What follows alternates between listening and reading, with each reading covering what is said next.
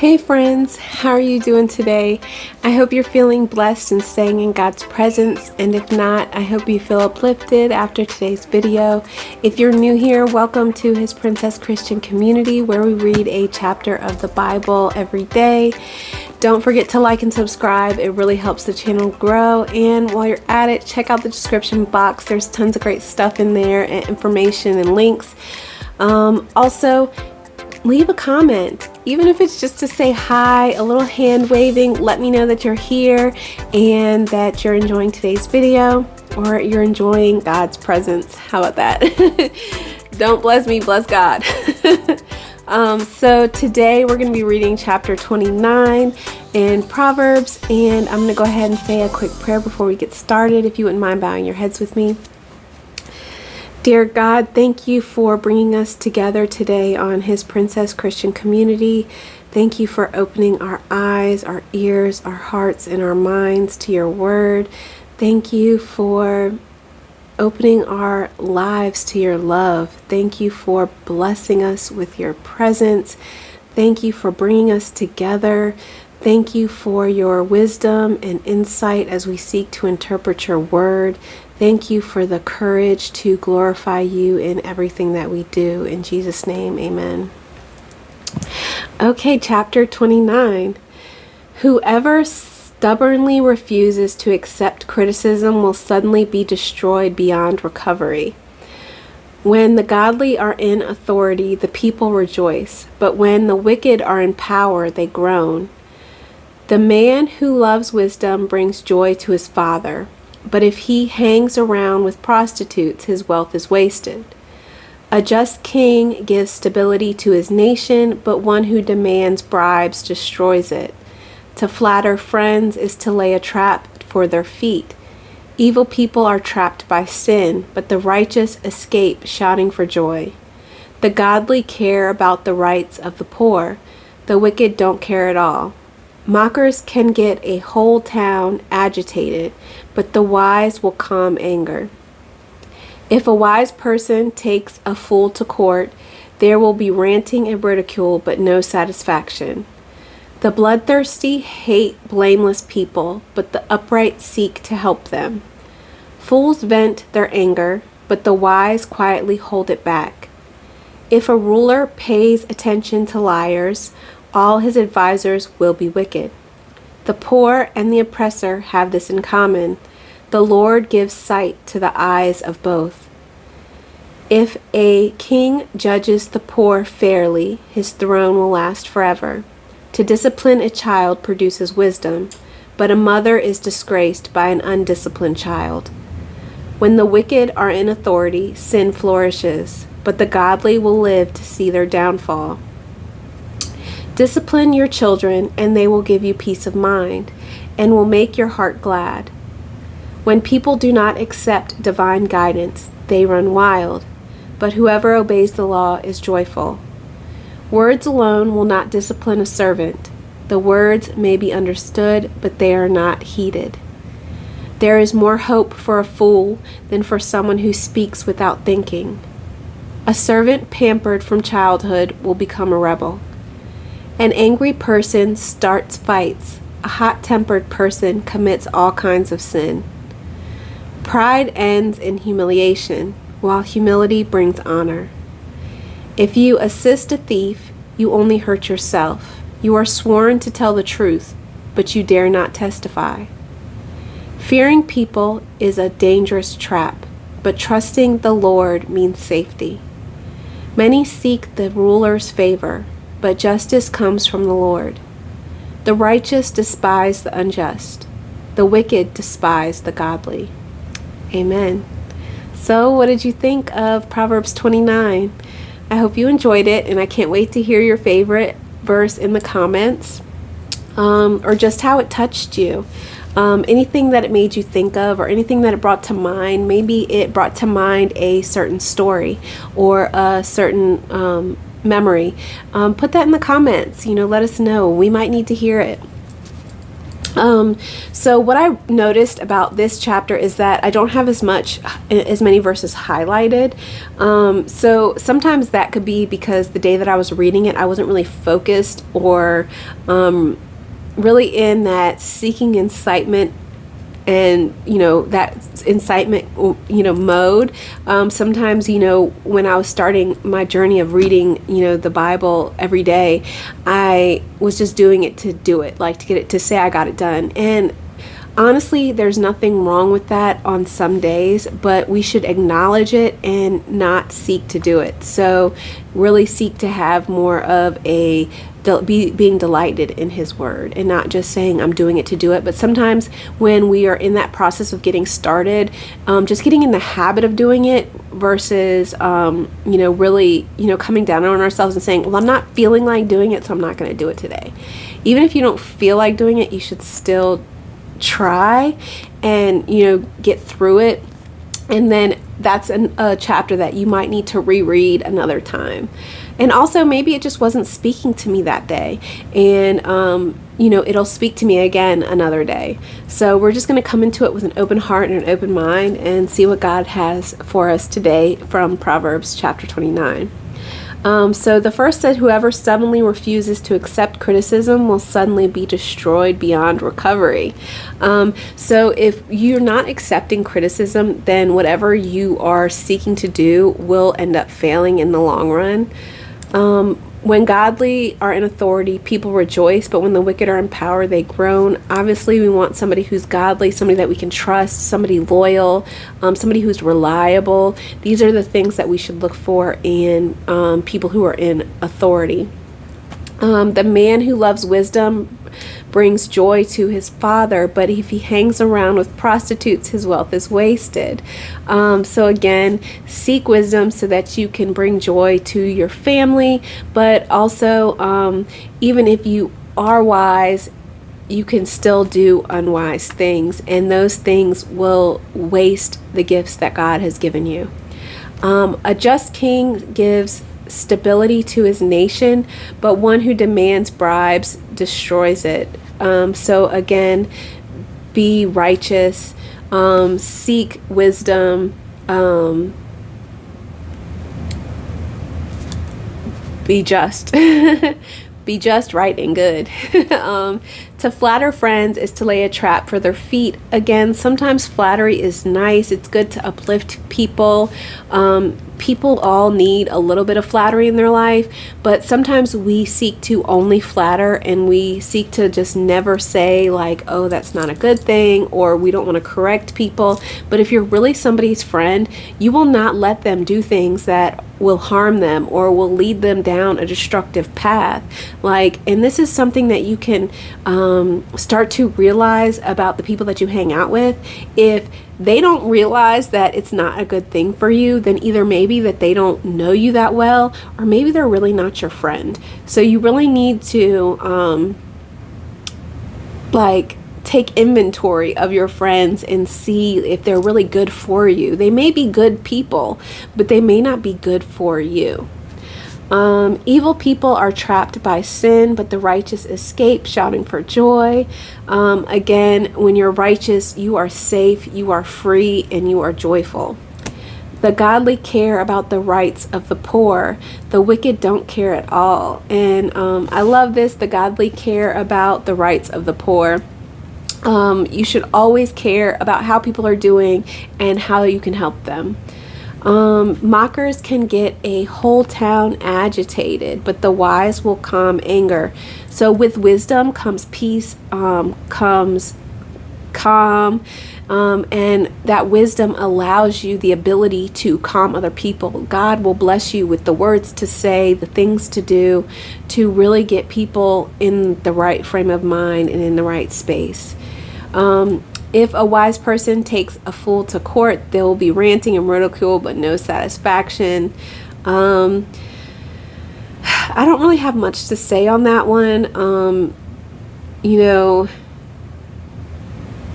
If you're wise, then you have to pray to God on what to pursue in a legal frame of mind to say, is this something that I should pursue in court, or is this something that I just need to pray to God for justice? The bloodthirsty hate blameless people, but the upright seek to help them. So again, when you're upright, when you're living righteously, you are going to always seek to help people who are blameless, people who are innocent. You're always going to seek to help people improve. Fools vent their anger, but the wise gently hold it back.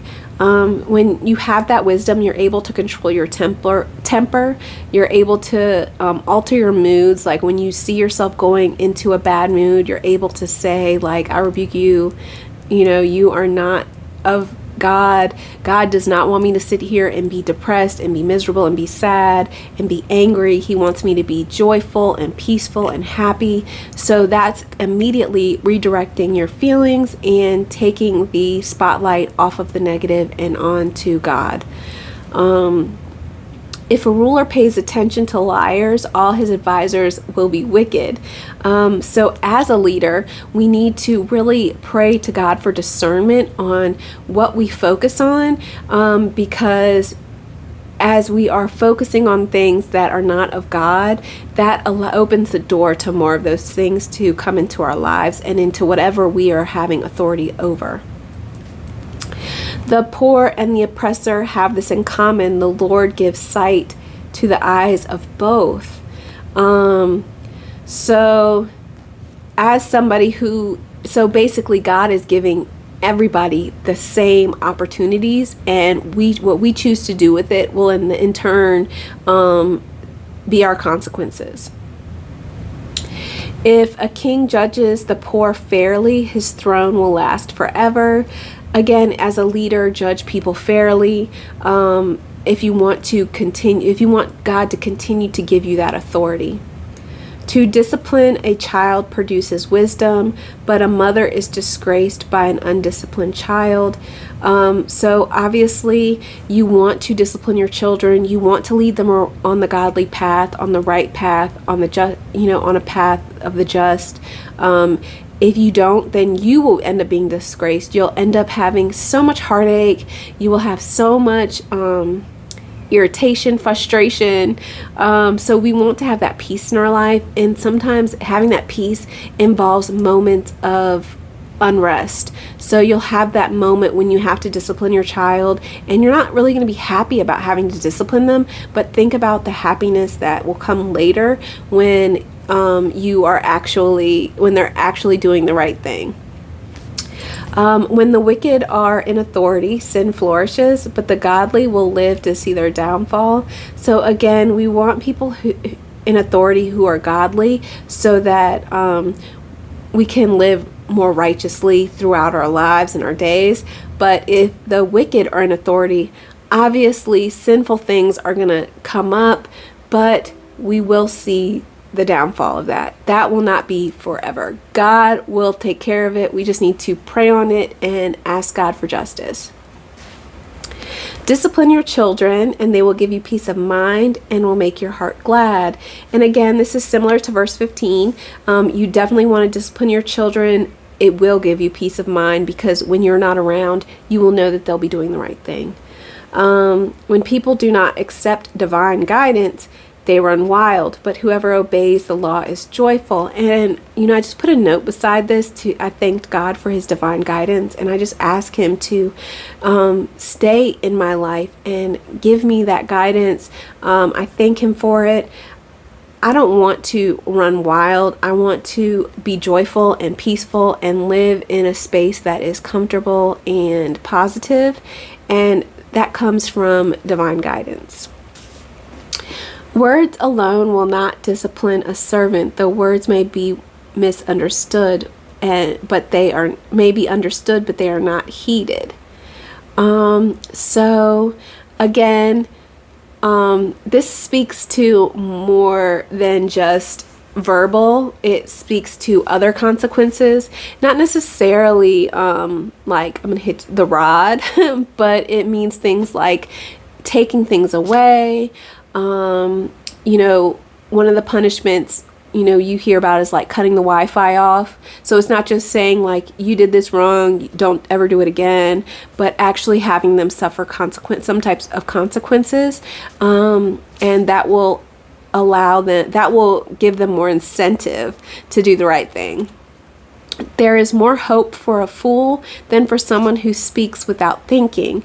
So again, this is a prayer to always, have that ability to think before I speak, to have that self-control, to hold my tongue before I say things, to give me a moment to pray to God and say, God, what should I say? What words will be received? What words will promote peace? What words will glorify you in this situation? A servant pampered from childhood will become a rebel. So sometimes spoiling kids is, well, not sometimes, it's never good to spoil kids. It feels good in the moment, it makes them happy, but it's taking away from them in the long run. An angry person starts fights. A hot-tempered person commits all kinds of sin. So again, we want to pray to God. If you have anger on your heart, you really should just pray to God for the wisdom to see where that anger is coming from and how you can heal from it. Pride ends in humiliation, while humility brings honor. So again, seek to be humble. Ask God how you can humble yourself. A lot of times I always had this idea of humility as being like beat down and sad and negative. It always had like a negative connotation with me.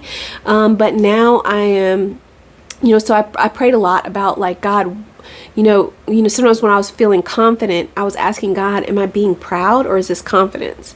What is the difference between, humility and confidence, being humble and being confident? And how can I be humble and still confident at the same time? So that's something that I've been praying to God on and really trying to see where to draw that line. It's all about giving God the glory and knowing in your heart where your success is coming from. Who gave you those gifts and who gave you those talents? Where did that come from? And that's kind of where it came from. Where is this confidence coming from? It's coming from God. So these are all things that, you have to pray on. And if you catch yourself, being self-centered and saying, oh yeah, it's me, I got this, I did this. No, God gave you the ability to do it. So that's when you need to redirect. If you assist a thief, you only hurt yourself. You are sworn to tell the truth, but you dare not testify. So again, you should not aid and abet. You should not, be an accessory to anything that's unlawful or ungodly. Fearing people is a dangerous trap, but trusting the Lord means safety. And this is something that I struggle with a lot. Overcoming anxiety is not an easy thing. And putting my trust in God and feeling safe is a work in progress. It's something that you really have to work for, that regardless of people's intentions for you, that God is going to keep you safe, and to have that trust that they can try all that they want, but God is going to put an invisible shield around you and protect you. And that's something that you really have to pray on and work towards, but it is there and it is possible. Many seek the ruler's favor, but justice comes from the Lord. So again, it's easy to seek favor from people and to put your trust in people, but really you should be putting your trust in God and trusting that God is going to be the one to soften that person's heart so that they can grant you favor.